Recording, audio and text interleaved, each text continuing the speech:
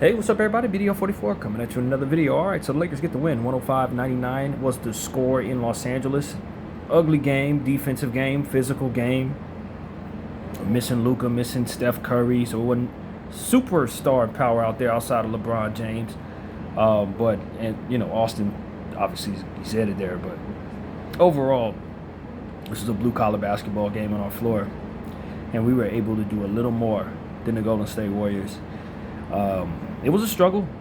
I'm not gonna lie. There were some times out there where you're sitting there saying, "Man, we cannot seem to get it together." But I thought we played an overall good team effort against a team that tends to play team ball. So, blue collar game tonight, man. So Lakers shot 51% from the field, 35 of 69. The Warriors, 42%, 39 of 92. That's crazy. We only had 69 field goal attempts. Wow, and won the game. The Warriors, 14 of 51 for 27% from three. Lakers, 11 of 27 for 41%. So they had so many more field goal attempts than us. So many more. 7 for 11 from the free throw line for the Warriors, 64%. The Lakers, 24 of 30 for 80%. So that's where we won the game. 41 rebounds for the Lakers, 37 for the Warriors. 5 offensive rebounds for the Lakers, 10 for the Warriors. 29 assists for the Lakers, 25 for the Warriors, 7 steals for the Lakers, 16 for the Warriors, 10 blocks for the Lakers, 3 for the Warriors, 13 turnovers for the Warriors, 19 points conceded off of those, 23 for the Lakers, 25 points conceded off of those. 11 fast break points for the Lakers, 4 for the Warriors, 42 points in the paint for LA, 48 for San Francisco. 12 was the largest lead of the game for the Lakers, 7 for the Warriors. 72% of the time the Lakers led, 23% the Warriors.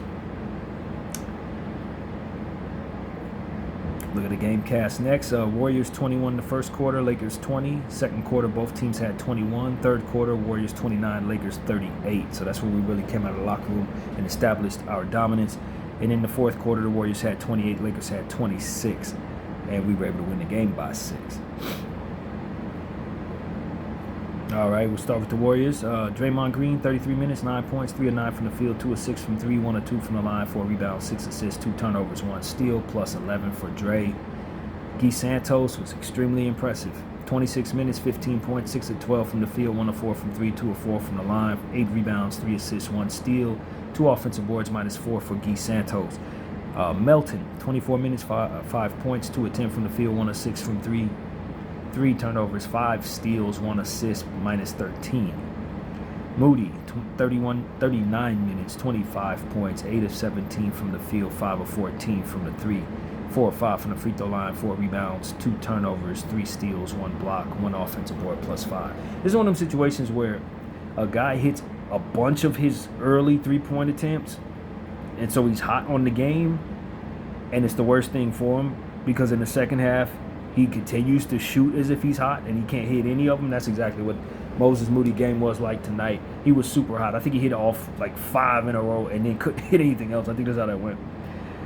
Pat Spencer, 28 minutes, 14 points, 6 of 12 from the field, 2 of 5 from 3, 5 rebounds, 7 assists, 1 steal, 1 turnover, 1 offensive board, 0 on the plus-minus for Spencer. Al Horford, 23 minutes, 4 points, 2 of 6 from the field, 0 of 4 from 3, 4 rebounds, 2 blocks, 1 steal, 3 turnovers, -11 for Horford. Quentin Post, 5 minutes, missed his only 3-point attempt, 1 rebound, -6. Gary Payton, 18 minutes, 13 points, 6 of 8 from the field, 1 of 2 from 3, 5 rebounds, 1 assist, 2 steals, 1 turnover, 3 offensive boards, -4 for GP2. Podziemski, 33 minutes, 14 points, 6 of 15 from the field, 2 of 7 from 3. 6 rebounds, 4 assists, 2 steals, 1 turnover, 3 offensive boards, +5. And Will Richard, 10 minutes, missed both of his threes, 1 assist, 1 turnover, -13. All right, for the winning Los Angeles Lakers, LeBron James, 35 minutes, 20 points, 6 of 17 from the field, 2 of 7 from 3, 6 of 7 from the line, 10 assists, 7 rebounds, 7 turnovers, 1 steal, 1 block, +7, a lot of 7s. This was a bit of a struggle for LeBron. Highly inefficient, struggled connecting with teammates. His feel for his teammates tonight got a little better as the game progressed, but early on he was having a hard time just being on the same page with his teammates. And I thought it, like he has for the last 4 games, I thought it's been a good struggle for 3 quarters, and in the fourth quarter he comes through. That's kind of what it's been for him since the turn of the year.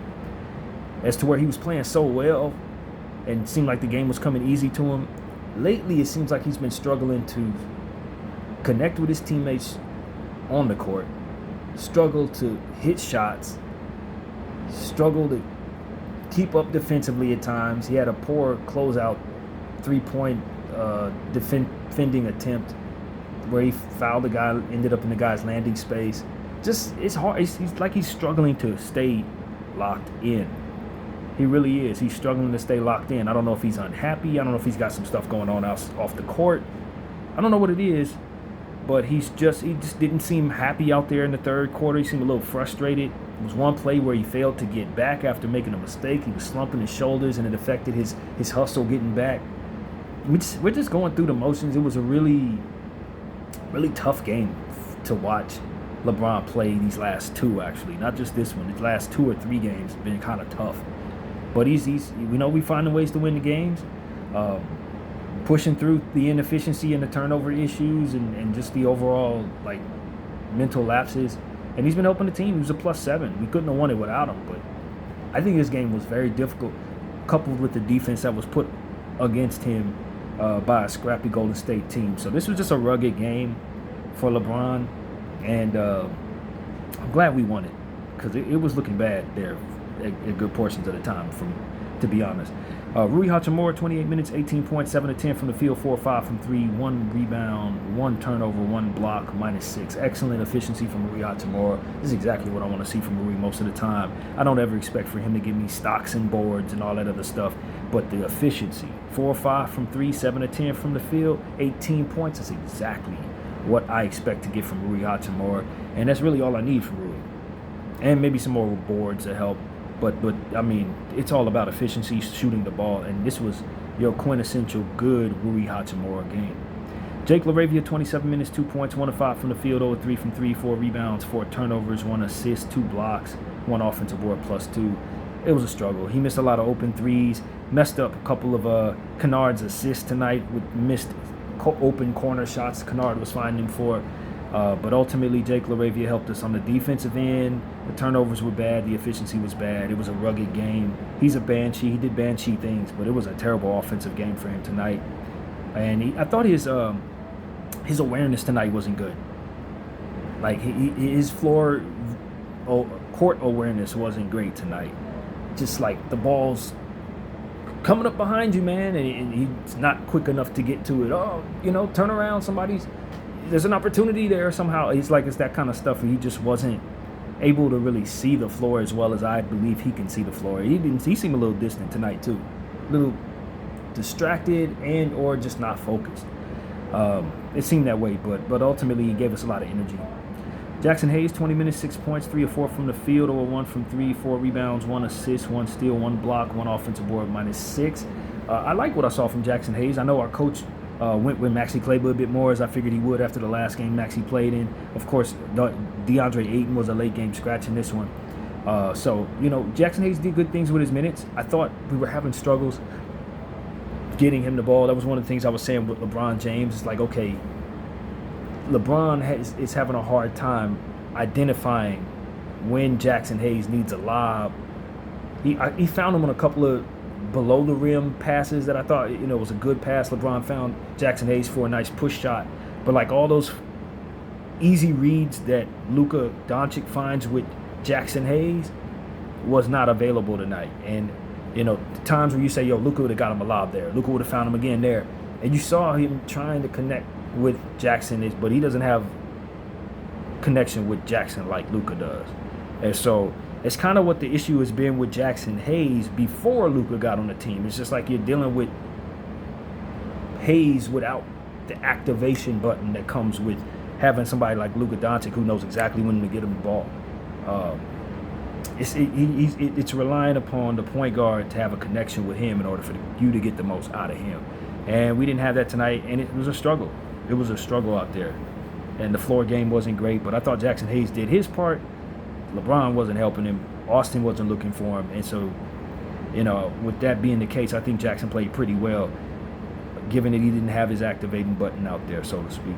Marcus Smart, 33 minutes, 15 points, 3 of 7 from the field, 1 of 2 from 3, 8 of 9 from the line, 3 rebounds, 4 assists, 1 turnover, 2 blocks, plus 7 for Marcus Smart. Good game for Marcus Smart. I thought it was very good, actually. He did good things tonight with his minutes. Highly impactful, good free throw shooting. Love the 2 blocks there. Just good on both sides of the floor. He really came through tonight. Maxi Kleber, 28 minutes, 5 points, 2 of 3 from the field, 0 of 1 from 3, 1 of 2 from the line, 7 rebounds, 1 assist, 1 turnover, 1 block, 2 offensive boards, plus 12. It was good to see him out there getting big minutes. Like I said, after the last game, I trust him a lot more. I think I know what to look for from him, and he gave us a lot of that tonight. Not as good a game as he had in the last one, but similar stuff. He crashed the glass. His athleticism and his speed was on display once again, driving down the lane, dunking the ball. He's just in shape. He's in shape. He's healthy. And we were able to see what it is that he was always able to give you, and it's very helpful for our team. He's basically another Banshee. I wish the 3-ball would come back around because I know he can shoot it, because he killed us with it at the buzzer in one game when he played for Dallas. So I need that to come back around. But overall, his floor game has been really good for the last 2 games. Without our centers being out there, he's played big minutes, and we've been winning these games with him being a big part of what we're doing. So all the deflections, all of the offensive rebounds, we're just a better team on the floor right now with him down there. So, he's a plus 12. He led the team in plus minus for the 2nd game in a row, and I don't think we can win this game without him. I definitely don't. I don't think we can win the last one without him either. He's been extremely intricate to winning over these last 2 games. Jared Vanderbilt, 19 minutes, 13 points, 4 of 6 from the field, 2 of 3 from 3, 3 of 4 from the line, 8 rebounds, 2 assists, 2 steals, 1 turnover, 1 block, plus 11. This was a really good Vando game, man. Really good Vando game. He did all the Banshee stuff, and he contributed to the offensive end. 13 points. He hit 2 out of 3 threes. Thank God, because he's been really cold from behind the arc for about 6 games now after having a nice stretch. So the 3-ball fell tonight, and it really helped us. And I just love the rebound and the 8 boards is what I call for from him. 3 stocks is always fantastic. And I just thought he played a really good game tonight on both sides of the floor. If we could get this production from him every night, we'd be great. We'd be really great. This is exactly what you want to see from Vando. In only 19 minutes, he contributed quite a bit to good stuff out there. Luke Kennard, man, love he's here, man. I love he's here. 26 minutes, 10 points, 4 of 7 from the field, 2 of 4 from 3, 2 rebounds, 2 assists, 2 turnovers, 1 steal, plus 4. What a great debut for Luke Kennard for the Lakers tonight, man. He just really did great things. He hit his 3-point shots. He was looking for other people. He was good down the stretch of the basketball game, making momentum plays that helped find teammates. I love how he moved the ball. I love how he picked his spots. And he is a good ball player. He ain't just a great shooter. He's a good basketball player. He makes good plays. And even though he had some issues on the defensive end, I saw some positive things on the defensive end. So I was extremely impressed and encouraged with what I saw from Luke Kennard tonight. And I think we're going to be just fine with him in rotation if he can give us this type of production consistently. And, I see why Atlanta's unhappy about losing this guy. We definitely found ourselves something really good with Luke Kennard. And last but not least, Austin Reeves, 24 minutes, 16 points, 5 of 10 from the field, 0 of 2 from 3, 6 of 7 from the free throw line, 5 rebounds, 8 assists, 5 turnovers, 2 steals, 1 block, 1 offensive board, -1 for Austin Reeves. Okay, so the turnovers left a lot to be desired. 5 of those, not great. I know they were, going after him. I love how he was rushing at the rim, getting to the line, obviously, converting on 3-point plays. The assists were good, 8 assists, 3 stocks, fantastic for Austin. 5 boards is really good. So I thought he was really good. I just want him to cut down on the turnovers. But it's so much more of a winning opportunity for yourself when you have a guy like that out there making big plays. I thought we were much better with him on the floor, even though the plus-minus tells us we were -1 with him on the floor. I thought we were much better with him out there.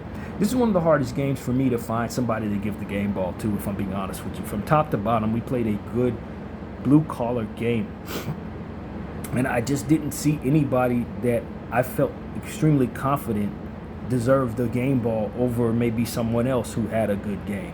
Rui, Vando, Kleber, Kennard, Austin, Marcus, all of them played hard, man. LeBron James played hard, did good things in the stat sheet, even though the turnovers were a struggle out there. You know, Austin and LeBron were our stars, but they combined for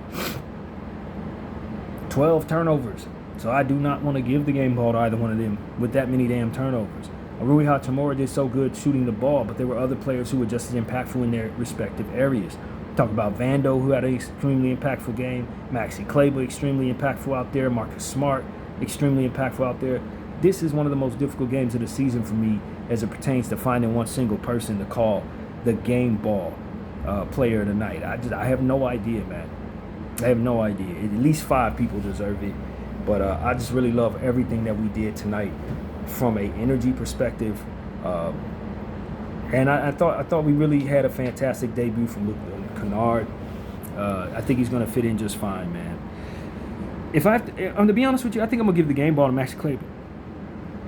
Because you're talking about a guy who, as I've said throughout the course of the season, has really come in and been patient with himself, been patient with his team, done things the right way.